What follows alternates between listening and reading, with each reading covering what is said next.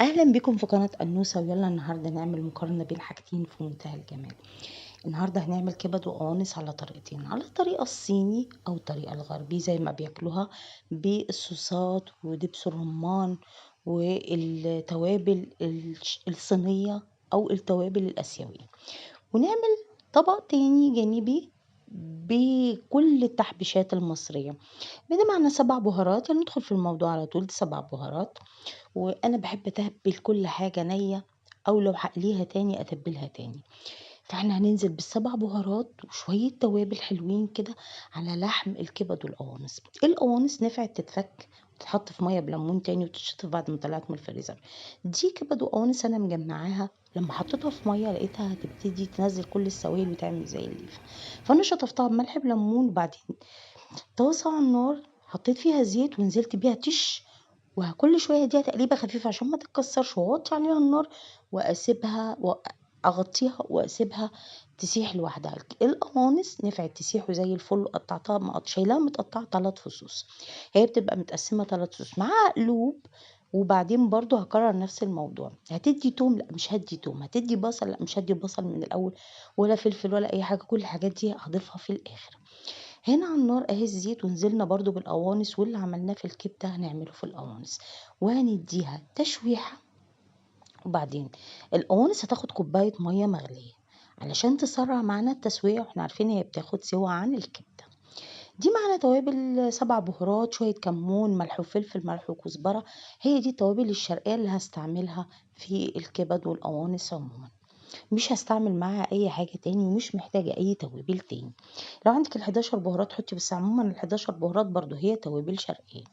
خلاص هنبتدي نقلب، وبعدين نضيف المية ونسيبها. الكبدة بقطعها فصين، يعني هي فصين. بصوا ابتدت تغلي، شيلي الريمة ونبتدي نسيبها تستوي. انا عايزاها مستوية تماما هي والكبدة.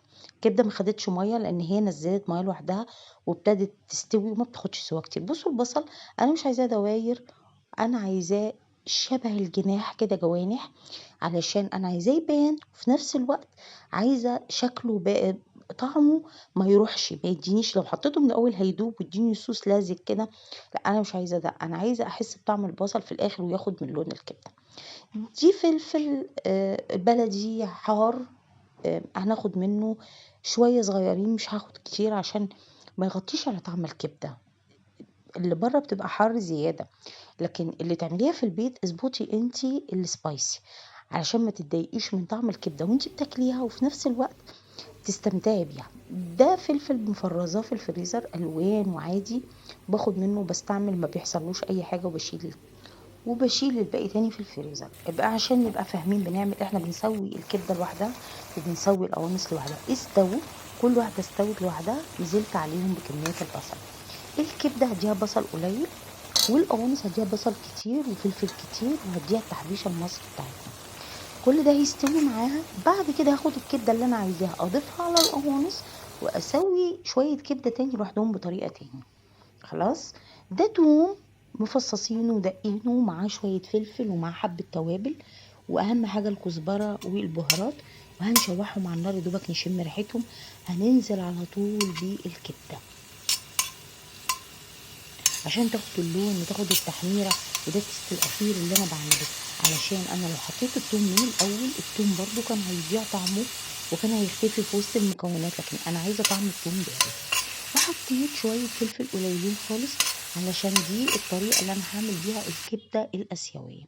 دي الكبدة المصرية طبعا، ارمي بصل براحتك، ارمي توم براحتك، ارمي فلفل رومي براحتك، عايزة سبايسي حطي حراق براحتك. خلاص. هنا بقى على النار هنبتدي ندي برضو شوية التومة، وهيسيحنا زبدة، وهدي دبس الرمان للكبدة الآسيوية ما بيبقاش عليها قوانص، عليها كبد لوحدها. سويت الكبدة كلها، وبعدين هدي التست الأخير بتاع دبس الرمان. أنا حطيت قد إيه؟ هديت فنجان صغير قهوة دبس الرمان، وهديله شوية صويا صوص في حدود نص فنجان مثلا، عشان برضو هي بتدي لون. خلاص. الكبده بقى اللي بتشوفوها كلها دبس الرمان، دي بتبقى غرقانه في بحر دبس الرمان، مش هتقدروا تاكلوها، بتبقى مسكره جدا جدا جدا. انا عايزه اقول لكم الكميه اللي حطيتها وانا اهي طلعت. بعد ما طلعت طبعا نطيت عليها واديتها التشويحه واللون عشان تبقى قريبه من المصري اللي بنحبها. دي بقى المصريه اللي مليانه تحابيش، دي بقى ريحه التوم اللي فيها وريحه البصل وطعم البصل وطعم التوم. عايزه اقول لكم ولا اجمل من كده. عملت معاها شويه بطاطس، والبطاطس ما رضيتش اعملها شيبسي، انا عملتها بطاطس عاديه تحط في الساندوتش، يحطوا عليها صوص، يحطوا عليها كاتشب ويتعشوا. بصوا بقى هناخد التغميزة عشان نبتدي نقيم، وهنقيم التقييم بكل أمانة بما يتناسب مع الطعم الشرقي اللي احنا بنحبه. أول حاجة أنا متحيزة من دلوقتي للطعم الشرقي والكبد والقوانص المصرية والقلوب والحاجات الجميلة اللي احنا بنحبها الحرشة دي. نبتدي ناخد تغميزة، وأنا مش بكبر اللقمة كده، أنا كبرت اللقمة عشان تبان في الكاميرا. هي كده بالنسبة لي اللقمة كبيرة عشان تبان فيها القطع. والرغيف أمرته على النار عشان يبقى ناشف كده ومقرمش وجميل. اول حاجه هندوق اللي هي الاسيويه، وهنبتدي ناخد منها قطعه وندوق. برضو فيها فلفل وفيها بصل لان احنا حبشناها برضو، ولكن الطعم اللي طاغي اكتر طعم التسكيره بتاعت الدبس الرمان، طاغيه جدا جدا عليها. هنبتدي بقى ندوق المصري. بصوا، المصريه فيها صوص كده، وفيها مطرح التحمير، وفيها التوم بقى القوي ده اللي احنا بنحبه. بصوا، والفلفل باين فيها والبصل، عشان كده انا مرضتش احط البصل من الاول عشان مش يدوب. انا عايزه البصل باين، عايزه الفلفل باين زي اللي بنشتريها من المحلات. هنبتدي بقى ندوقها من غير عيش. دي الاسيويه. بصوا، انا عايزه اقول لكم ما فيهاش صوص، عشان كده انا غمست الشوكه تاني عشان اقول لكم هي ما فيهاش صوص، هي ناشفه شويه. اهي اهي.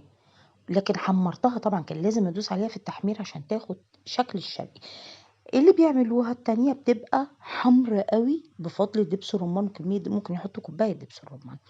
بصوا دي بقى انا عايزة اخد، على فكرة انا بغير الشوكة، يعني انا مش باخد الشوكة من بقي واحطها تاني في الطاسة، لا، الشوكة معايا مجموعة شوك وبغير الشوكة عشان انا مش بحب الحركة دي.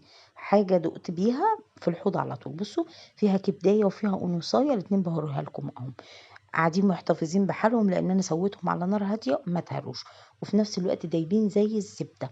فيها بقى تحبيشه التوم وطعم التوم والتوابل المصري وجمالها. عايزه اقول لكم كانوا شويه كبده. فصلت بقى عشان نرجع ندوق تاني الاسيويه. عايزه اقول لكم في منتهى الجمال، والاسيويه حلوه للي بيحب الطعم الاسيوي.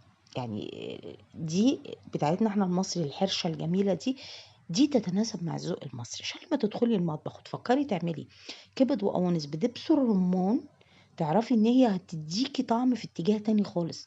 ممكن في ناس ما تتقبلش الطعم ده، وفعلا في ناس عندي هنا ما تقبلتوش. فانا تاني يوم بقى اضطريت ان انا اضيفها كلها على بعضها، وابتدي اديها تاني توم وحاجات وتحبيشات عشان اغطي على دبس الرمان، وترجع كلها تديني الطعم المصري. دي فيها خيرات الله كله. يعني شوية بقى التوم الجميل ده. بصوا، المصريين بيعشقوا التوم والبصل. وما اديتهاش ليمون على فكرة، انا غاسله ومديها ليمون من الاول وخلاص، بس انا مش عايزه حاجه تغطي على طعم الكبده. بصوا الصوص، عايزاكم تشوفوا التغميزه دي بقى ناشفه خالص. اللي بيعملوها التانية وبتبان في الفيديوهات وبيبقى فيها الصوص الاحمر الكتير ده، كميه دبس رمان مش معقوله، انتوا مش هتتقبلوها. بتقلب شوية على طعم المربى، فخدتك في اتجاه تاني بعيد عن الكبدة. ومع ذلك انا لما قللت برضو كان دبس رمان باين فيها قوي. عايزه اقول لكم الفيديو ممتع جدا، وانا مبسوطه باللي انا عملته، ومبسوطه بالمقارنات دي، علشان كل ما نيجي نفكر نعمل حاجه جديده نجرب وندوق، بس نبقى عارفين الفرق احنا بنعمل ايه، وهيتناسب مع طعمنا اللي بنحبه ولا لا. انا بالنسبه لي مكنتش متضايقه منها، بس هي مش الكبدة القوية اللي تحبيها في الساندوتش زي اللي احنا بنعملها المصري. الاتنين باينين، والاتنين الفرق بينهم واضح، وانا قلت التقييم بكل امانة. وان شاء الله يكون الفيديو عجبكم، وتكونوا استمتعتوا معايا بالتجربة الجميلة. انا عن نفسي بكون مبسوطة لما اقارن بين المطبخين، علشان طبعا احنا لينا طعم خاص بينا.